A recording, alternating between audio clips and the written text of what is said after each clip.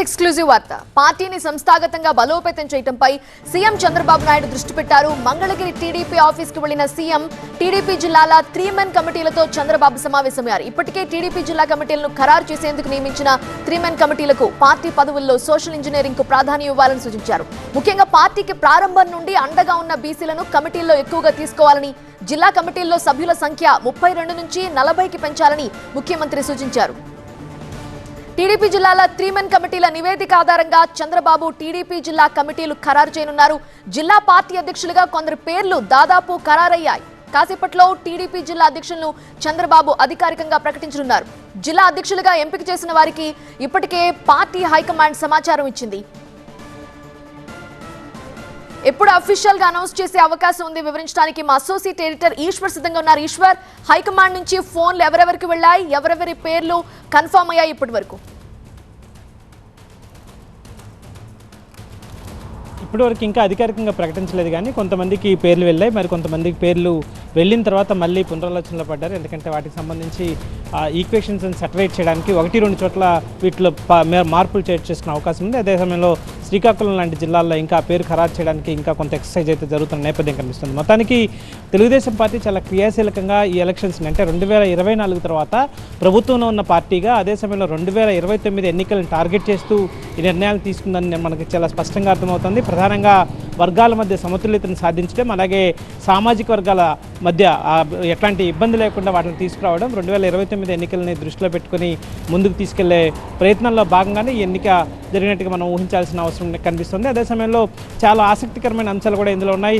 ఈ మొత్తం ఇప్పటి వరకు అనౌన్స్ చేసిన వాటిలో, ఇప్పటివరకు పేర్లు బయటకు వచ్చిన వాటిలో అన్ని సామాజిక వర్గాలకి ప్రాధాన్యత ఇచ్చే అవకాశాన్ని పరిశీలిస్తున్నట్టుగా అర్థం చేసుకోవాల్సిన అవసరం కనిపిస్తుంది. ప్రధానంగా రాయలసీమ జిల్లాలో రెడ్డి సామాజిక వర్గానికి, ఎందుకంటే అక్కడ చాలా ప్రభావం ఉన్న కుటుంబాలకు సంబంధించిన రెడ్డి సామాజిక వర్గాల పేర్లని బయటకు తీసుకొచ్చింది. అక్కడ ఎలక్షన్స్కి వెళ్ళాలన్నా, లేకపోతే ఆ పార్టీని ముందుకు తీసుకెళ్లాలన్నా, పార్టీని అభివృద్ధి చేయాలన్నా చాలా ఇన్ఫ్లుయెన్స్ చేయాల్సిన ఫ్యామిలీస్ నుంచే ఇట్లాంటి అభ్యర్థులను ఖరారు చేయాల్సి ఉంటుంది. ఇట్లాంటి పార్టీ జిల్లా అధ్యక్షుడిగా నియమించాల్సి ఉంటుంది. సో నంద్యాల, అనంతపురం, కర్నూలు లాంటి చోట్ల వైసీపీకి చాలా బలమైన పట్టున్న ప్రాంతాలు కాబట్టి అక్కడ రెడ్డి సామాజిక వర్గాన్ని నియమించడం ద్వారా ఆ పార్టీకి అడ్డుకట్ట వేయాలనే వ్యూహం. అదే సమయంలో కమ్మ సామాజిక వర్గానికి సంబంధించి కూడా చాలా కీలకమైన జిల్లాలు, తూర్పుగోదావరి కావచ్చు, కృష్ణా ఎన్టీఆర్ జిల్లాకు సంబంధించి గద్దె అనురాధం తీసుకురావడం కావచ్చు, లేకపోతే అట్లాంటి గుంటూరు జిల్లాకు సంబంధించి కావచ్చు, పల్నాడు జిల్లాకు సంబంధించి కావచ్చు, కమ్మ సామాజిక వర్గానికి సంబంధించిన 4 తీసుకురావడం, అదే సమయంలో రెడ్డి సామాజిక వర్గానికి 3, ఎస్సీ ఎస్టీ సామాజిక వర్గాలకు సంబంధించిన వాళ్ళ 2 ఇద్దరికి ఇవ్వడం, మిగతా బీసీలకు సంబంధించి ఒక 6 మందిని తీసుకురావడం చాలా విస్తృతమైన కసరత్తే చేసిందని చెప్పాలి. ఎందుకంటే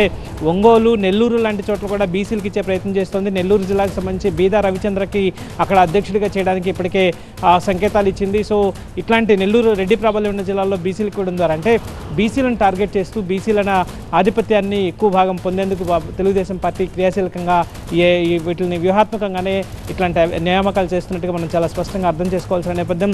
సో వీటన్నిటిని బ్యాలెన్స్ చేస్తే ఇంకా మరికొన్ని జిల్లాలు రావాల్సింది కాబట్టి చాలా కేటగారికల్గా తెలుగుదేశం పార్టీ ఆయా ప్రాంతాల్లో, అంటే ప్రాంతీయ అవసరాలు, అదే సమయంలో సామాజిక వర్గాల సమతుల్యత, 2029 ఎన్నికలు, ఈ మూడింటిని టార్గెట్ చేసుకుని బలంగా అభ్యర్థుల్ని నియమించే ప్రతిపాదన చేస్తోంది. ఆ దిశగానే ప్రస్తుతం ఉన్న ఇప్పటి వరకు, ఎందుకంటే కృష్ణా జిల్లాలో వీరంకి గురుస్వామి లాంటి వాళ్ళకి ఇవ్వడం ద్వారా, బీసీ సామాజిక వర్గానికి ఇవ్వడం ద్వారా అక్కడ ఉన్న మిగతా సామాజిక వర్గాలు కూడా కలిసి వచ్చే అవకాశం ఉంటుంది. అదే సమయంలో కూటమికి సంబంధించిన ఈక్వేషన్స్ కూడా దృష్టిలో పెట్టుకుంది. ఎక్కడైతే కాపు చంద్రబాబు ఇంకా చాలా విషయాలు మాట్లాడినట్టుగా తెలుస్తోంది. ఏమన్నా ఇన్ఫర్మేషన్ అందుతోందా ఈశ్వర్? ఎగ్జాక్ట్లీ, ఇంకా ప్రస్తుతం ముఖ్యమంత్రి తెలుగుదేశం పార్టీ కార్యాలయం ఉన్నారు. ఆయన 3-మెన్ కమిటీతో సమావేశమయ్యారు. అక్కడ ఆయన మాట్లాడుతూ ఇప్పటివరకు, అంటే ప్రధానంగా మిగతా సమకాలీన రాజకీయ అంశాలపైన ప్రస్తుతం ఇప్పటివరకు మాట్లాడారు.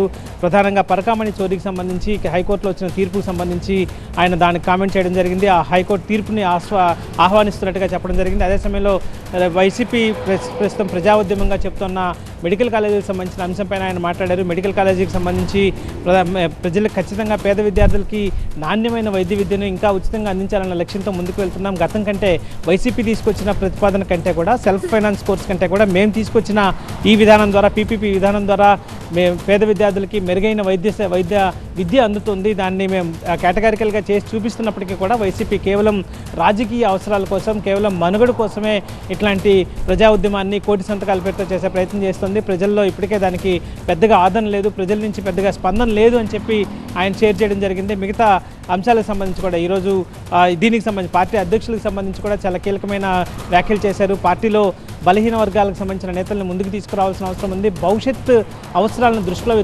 దృష్టిలో ఉంచుకొని నాయకత్వాన్ని తయారు చేసే కార్యక్రమాన్ని తెలుగుదేశం పార్టీ తీసుకున్నట్టుగా ఆయన చాలా స్పష్టంగా చెప్పిన నేపథ్యం కనిపించింది. గతంలో కొన్ని వర్గాలకి నాయకత్వానికి కొన్ని దూరంగా ఉన్న వర్గాలకి ఈసారి తీసుకొచ్చి పార్టీలోనూ ప్రభుత్వంలోనూ ముందుకు తీసుకొచ్చే ప్రయత్నం చేస్తున్నట్టుగా ముఖ్యమంత్రి ఆయన చిట్ చాట్లో మీడియాతో మాట్లాడుతూ చెప్పడం జరిగింది. సో అనేక అంశాలపైన ముఖ్యమంత్రి మాట్లాడుతున్నారు. ఇంకా ఆయన సమావేశం కొనసాగుతున్న నేపథ్యం కనిపిస్తుంది. సో మొత్తానికి తెలుగుదేశం పార్టీలో చోటు చేసుకున్న ఈ మార్పులు ఖచ్చితంగా రాష్ట్ర రాజకీయాల్లో పెద్ద ఎత్తున చర్చకి దారితీసే అవకాశం ఉంటుంది.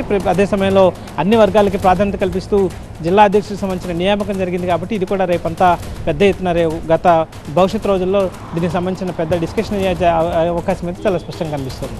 Right Eshwar, thank you for joining.